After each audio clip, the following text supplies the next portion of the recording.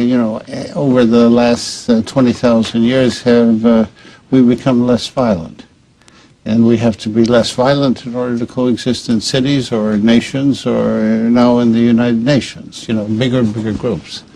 So that violence is no longer very useful. Mm. You know, and there's some evidence that that has occurred. Yes. You know, there's been a selection that just like dogs aren't as violent as wolves. Mm. That because they don't need to be. Yes. It's natural selection. Yeah. There's been survival of not the fittest, but the difference. The people who were violent were just shoved out of their societies and died. Mm-hmm. We didn't want them. Mm. So there can be, that's what I'm trying to say, is that that's something which this coming century we're going to get a much better idea of. And it's going to be very exciting to find out. But I think, you know, have we been evolving to be nicer people? Mm-hmm. I think so. Do.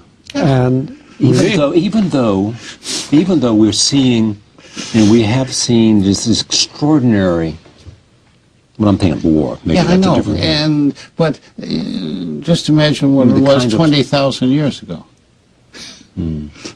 It might have been genocide was routine, or genosorption was routine. Yes. So, are you on the same page here in terms of there is a kind of evolution taking place? Well, of course. Okay. The evidence is pretty decisive. Yeah. The cultural evidence. I think we have to add this point.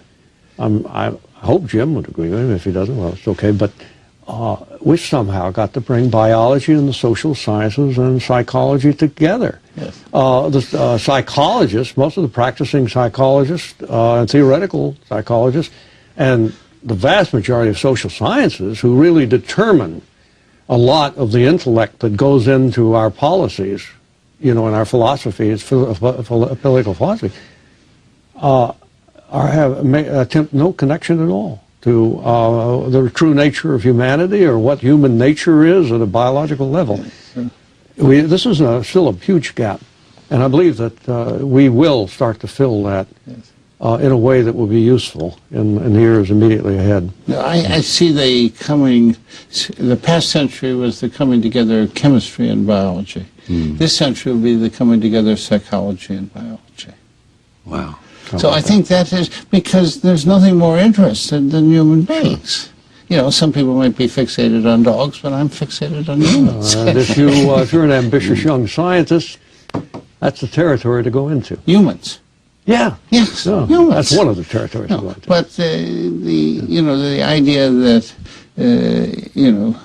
violence could be selected against. Mm. I think is a very exciting idea. Yeah, the taming of the human species. The taming of it, which was necessary in order to form even groups of 100 people, and much more necessary when you have a group of 5 million in a city. Mm-hmm. You know, the average person can't be violent, or just, all the big cities would just, they'd collapse, because everyone would live with fear. Well, for the most part, we don't live with fear when we walk down the street, or those we're lucky in that some people do. But it's remarkable how much we trust each other. Mm. So I think there's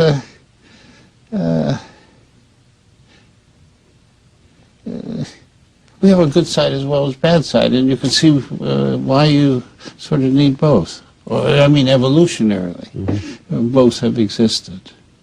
Mm-hmm. But these are the questions we're going to ask, and sometimes, people won't like the answer that, what you do with violent people. Mm-hmm. Are we the cause of them, or are they, are they the genes the cause of them? When you know the brain, it's not surprising that some people would just get awfully bad luck and be born nasty. Mm-hmm. It's not society. They're just awful bad luck. And a real problem is, how do you have a just society when genetics is unjust? It seems to me that is a powerful question. Yeah. Mm-hmm. Yes. Yeah. On that, let me thank both of you. I have first referenced a book, these two, Darwin, The Indelible Stamp, The Evolution of an Idea, edited with commentary by James D. Watson, Nobel Prize laureate, obviously. From so simple a beginning, the four great books of Charles Darwin, The Voyage of the Beagle, On the Origin of the Species, The Descent of Man, The Expression of the Emotions in Man and Animals, edited with an introduction by Edward O. Wilson. Let me just say my thanks to both of you. I have done at least 30,000 interviews, and this is one that I am most proud. Thank you very much. Thank you. Thank you very much. Thank you very much for that. Thank you for joining us. We'll see you next time.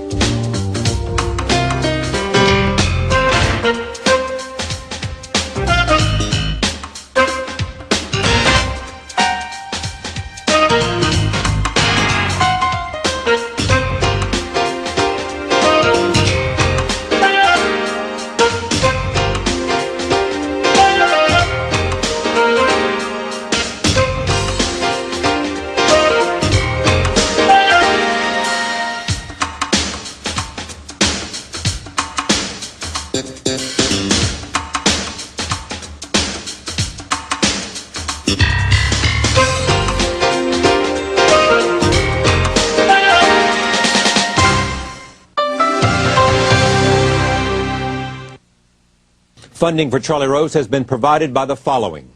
Coca-Cola and our local bottlers have sponsored more than 4,000 scholars, like Matthew Turner, helping them to attend college and prepare for careers that benefit all of us.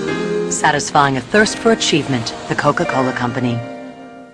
Charlie Rose on PBS is brought to you in part by J.P. Morgan Chase, providing financial services and solutions to more than 30 million consumers, institutions, corporations, and governments worldwide. Additional funding for Charlie Rose was also provided by these funders.